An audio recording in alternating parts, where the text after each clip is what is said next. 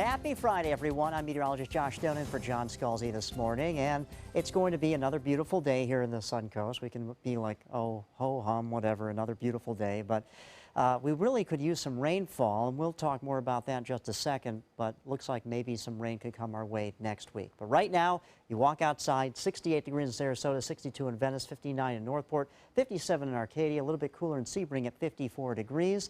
There's been some reports of patchy fog on the roadways, so just look out for that.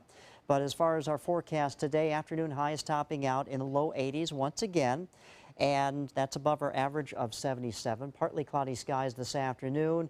Could we see some rainfall next week? That's the question. There's two cold fronts coming our way. The first one this weekend and then another one next week that could maybe bring us some rainfall. Right now, no rain to show you on the radar at all. Everything is very quiet, but we've only had 1/100th of an inch of rainfall for the entire month of November. And let me just inform you that November typically is a drier month here in Florida.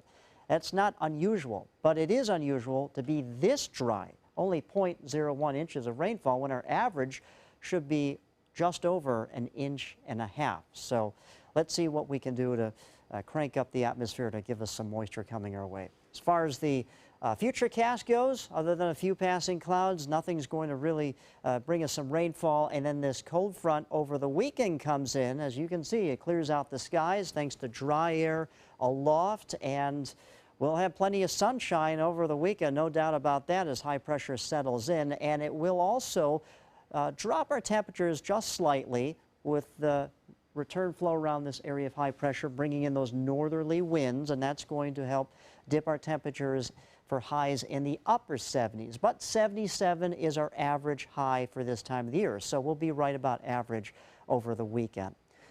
There is a storm down here in Central America, Nicaragua, and also Costa Rica. This was a Category 2 hurricane yesterday. Today, it's now been downgraded to a tropical storm, but it's Tropical Storm Otto with sustained winds of 70 miles per hour. As you can see, Otto continues to move west over the Pacific waters. It will start to lose its strength and just affect maybe a few whales, and that's about it. As far as the rest of the country, a few showers over here in Michigan.